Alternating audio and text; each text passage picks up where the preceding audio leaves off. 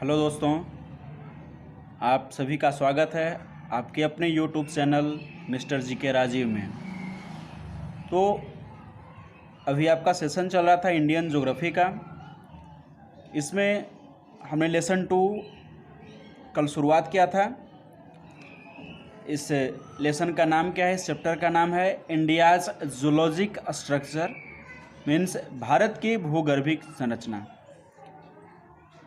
आज इसका भाग 2 है, पार्ट 2 आज चलेगा।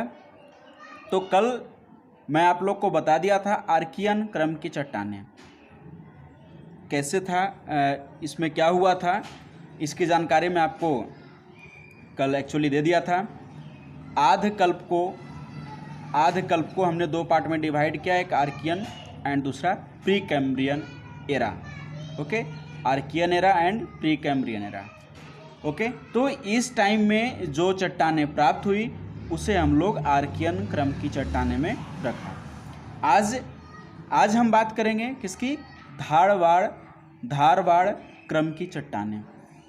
आइए जानते हैं धारवाड़ क्रम की चट्टाने के बारे में, चट्टान के बारे में। ध्यान दीजिएगा, ये धारवाड़ इसका नामकरण नाम क्यों पड़ा इसका, तो मुख्यतः कर्नाटक में एक डिस्ट्रिक्ट है, उस डिस्ट्रिक्ट का नाम क्या है, धारवाड़ डिस्ट्रिक्ट के कारण ही इस चट्टान का नाम भी क्या पड़ा, धारवाड़ क्रम की चट्टानें। ओके, अब ये कर्नाटक के साथ साथ कौन सा स्टेट बोला आपको, कर्नाटक। सारी बातें को आप नोट करते चलेंगे, अपने नोटबुक में बनाएंगे, एक बढ़िया सा नोट्स आप तैयार कर लीजिए, ये आपको मेंस लेवल तक के काम देगा। तो कर्नाटक के धारवाड़ जिले के साथ साथ राजस्थान के अरावली के क्षेत्रों में ये चट्टानें पाई जाती हैं। इसके अलावा मैं बात करूं बेलारी के और किस जगह पर इस प्रकार की चट्टानें मिलती है, तो कर्नाटक के बेलारी, शिमोगा, कर्नाटक के बेलारी एवं शिमोगा, ये दोनों जगह पर आपको धारवाड़ क्रम की चट्टानें मिलेंगी। अब देखिए, ये चट्टान इतना महत्वपूर्ण है, कल मैं आपको बताया था, ये आर्कियन में ये क्या होता है, फॉसिल लेस होता है, इसमें फॉसिल्स जीवाश्म की मात्रा नहीं होती है। ओके, कल बताया था आपको अजोइक एरा, प्रागजैविक इसको बोलते थे। तो इसमें क्या था, आर्कियन एरा में या आर्कियन चट्टानें जो हैं, इसमें क्या होती है, फॉसिल्स की मात्रा नहीं होती है। इसके कारण से ये खनिज के दृष्टिकोण से, ओके, ये चट्टानें खनिज के दृष्टिकोण से काफ़ी महत्वपूर्ण बन जाती है। ओके, आप ऐसा भी कह सकते हैं कि धारवाड़, आर्कियन के बारे में हमने पढ़ा था कल, आइए अब इसके बारे में देखते हैं। तो धारवाड़ क्रम की जो चट्टानें हैं, इसका भी इम्पोर्टेंस कहीं आर्कियन से ज़्यादा है।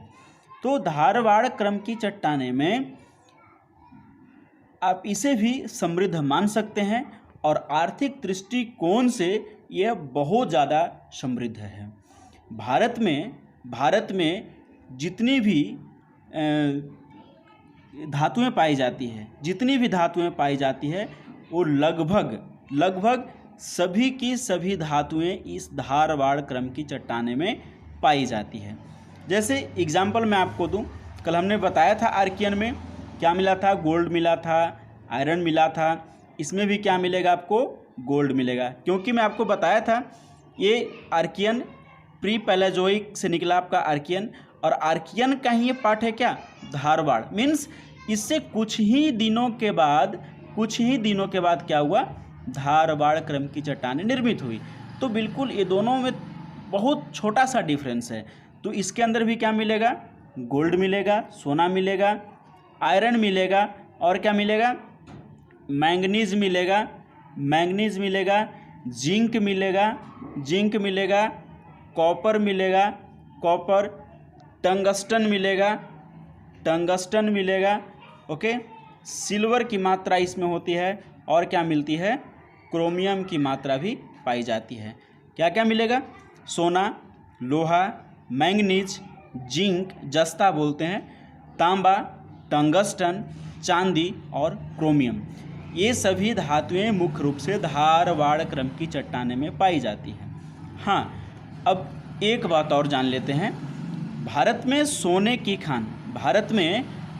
की खान मुख्य रूप से कर्नाटक, अभी आपको बताया था धारवाड़ कर्नाटक, तो कर्नाटक के 2 जगह हैं, कर्नाटक में 2 जगह हैं। ये जगह कौन कौन है, कोलार और हट्टी, कोलार की खान और क्या है, हट्टी की खान। तो कोलार और हट्टी की खान से क्या निकालते हैं हम लोग, भारत में सोना निकाला जाता है। ओके, तो ये था आपका धारवाड़ क्रम की चट्टानें। आपका क्वेश्चन यहाँ से आएगा, ये तमाम जो अभी बताया आपको धातुएं, ये कौन सी क्रम की चट्टानें में पाई जाती है, कहीं से भी कोई भी एक ऑप्शन दे सकता है। तो आप समझ जाना कि जो भी धातु ऐसा का जो कठोर हो, जो धातुएं कठोर हो, वो आपको धारवाड़ क्रम की चट्टानें में पाई जाती है। ओके, चलिए अब नेक्स्ट आगे बढ़ते हैं। अगला है आपका क्या, कुडप्पा क्रम की चट्टानें। कुडप्पा क्रम की चट्टानें, कुडप्पा है क्या, इसके बारे में जानते हैं। तो आंध्र प्रदेश में एक डिस्ट्रिक्ट है, जिला है, उसका नाम क्या है, कुडप्पा, और इसके नाम से ही क्या बना, आंध्र प्रदेश। कुडप्पा चट्टान, आंध्र प्रदेश में जो जिला है कुडप्पा, तो कुडप्पा के नाम से ही कुडप्पा क्रम की चट्टानें बन गई। जैसे धारवाड़ कर्नाटक का था तो धारवाड़ क्रम की चट्टानें बन गई, कुडप्पा आंध्र प्रदेश में है तो इसके नाम से कुडप्पा क्रम की चट्टानें बन गई। विशेष रूप से इसके बारे में कुछ अधिक खनिज के बारे में जानकारी नहीं लेना है, आप बस इतना ही जानेंगे कि कुडप्पा क्रम की चट्टानें कौन से क्षेत्र में पाई जाती है, तो आपका उत्तर क्या होगा, आंध्र प्रदेश। अब आइए अगले टॉपिक पे बात करते हैं, विंध्यन क्रम की चट्टानें। विंध्यन क्रम की चट्टानें मीन्स विंध्य पर्वत है ना, या इसको ऐसा बोलते हैं विंध्याचल पर्वत। विंध्याचल मध्य प्रदेश में, ओके, मध्य प्रदेश में यह पाया जाता है। ये आपका ऐसा शुरू होता है, ये आपका ओके, ये आपका इस आकृति में आपका क्या है, ये विंध्य पर्वत है। ओके, तो आपका विंध्याचल पर्वत जो है, इसके आसपास का जो भी क्षेत्र है, इस क्षेत्र के साथ साथ आसपास का जो भी क्षेत्र है, ये सभी क्षेत्रों में इस प्रकार की चट्टानें पाई जाती हैं। इस प्रकार की चट्टानें में ध्यान देंगे, इस प्रकार की चट्टानें में, विंध्यन क्रम की चट्टानें में मुख्य रूप से जिस वस्तु से घर बनाए जाते हैं, भवन बनाए जाते हैं, ओके, हाउस बनाए जाते हैं, जो हाउस मटेरियल, रॉ मटेरियल जो होता है, जैसे चूना होती है, सीमेंट होते हैं, है ना, चीनी मिट्टी, बलुआ पत्थर, चूना पत्थर, ये सभी के सभी आपको कहाँ मिलेंगे, विंध्यन क्रम की चट्टानें से प्राप्त होगी। जैसे आपने नाम सुना होगा, मध्य प्रदेश के जबलपुर के पास में क्या है, भेड़ा घाट है। जबलपुर के पास में भेड़ा घाट है। भेड़ा घाट के पास में आप देखे होंगे सफ़ेद संगमरमर के ऊपर से झरना गिरती है, इसकी लुक अलग टाइप की दिखती है बिल्कुल। ओके, तो ये अंदर क्या है, चूना पत्थर है, संगमरमर है ना, जिसके कारण से आप इस उदाहरण से समझ सकते हैं कि इस क्रम की चट्टानें में क्या होती है, किसकी प्रधानता होती है, हाउस मेकिंग रॉ मटेरियल पाए जाते हैं। ओके, हाँ, कुछ एग्जाम्पल आपको दे दूं ताकि आपको लिखने में, नोट करने में आसान होगा। क्या क्या बोला आपको, लाइमस्टोन, क्या बोलते हैं इसे, चूना पत्थर। ओके, बलुआ पत्थर, बलुआ पत्थर, बलुआ पत्थर। और क्या बोला आपको? संगमरमर, संगमरमर। और क्या? चीनी मिट्टी, चीनी मिट्टी।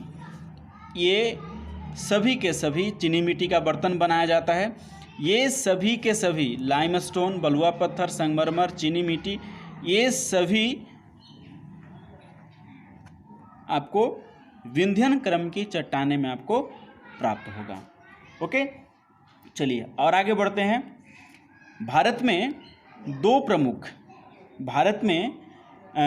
प्रमुख हीरे की खान है, हीरे की खान है ना। अभी हमने गोल्ड माइंस के बारे में बताया था। गोल्ड की जो खान है, आप यहाँ ऐसा ही कर दो, हीरा नीचे कर देना आप सोना।